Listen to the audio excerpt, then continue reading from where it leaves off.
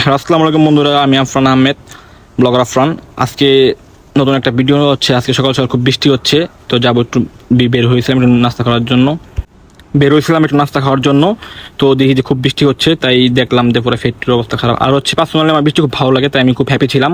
তাই হচ্ছে এখন বৃষ্টি কমছে, যাই এখন বাইরের দিকে যাই, দেখি কি নাস্তা করা যায় আপনাকে দেখাবো। আর হচ্ছে বাইরে আসলে দেখলাম পুরো বৃষ্টি মানে ভরপুর, কিন্তু খুব ওয়েদারটা খুব ভালো ছিল। আর হচ্ছে ওইখানকার পরিবেশটা খুব ভালো ছিল, দেখতে খুব ভালো লাগতেছিল আমার কাছে।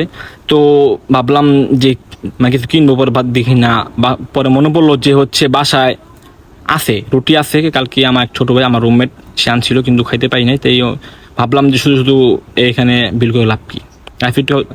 গাইস এতটাও বলুক না যে হচ্ছে মানে চলবো বিলাসিতভাবে, কিন্তু হচ্ছে আমরা একটু এতটাও হচ্ছে আমরা ধনী না যে আমরা বিলাসিতা করবো, কিন্তু বিলাসিতা করার মতো ক্ষমতা আমাদের নেই, কারণ হচ্ছে আমরা মধ্যবিত্ত।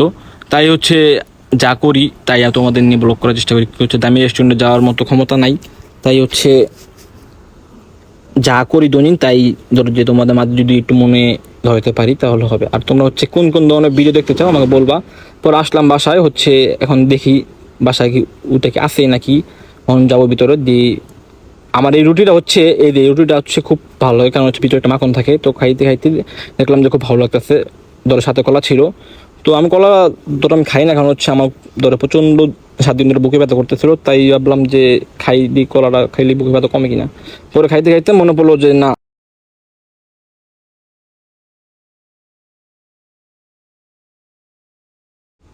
খুব ক্ষুধা লাগছিল, তাই ভাবলাম যে খাওয়া দাওয়া করি। অন্য হচ্ছে যারা যারা হচ্ছে গাইস তোমরা এখন আমার চ্যানেলটাকে সাবস্ক্রাইব করো না, সবাই সাবস্ক্রাইব করে পাশে থাকো। আচ্ছা, নতুন ভিডিওর জন্য তোমরা সবাই ওয়েট করো। আর হচ্ছে এখনও আর যারা যারা হচ্ছে আমার নামে বদনাম করো পিছনে, একটা কথাই বলি যে আমার যে যে গন্তব্য ধরো আমি সেটাই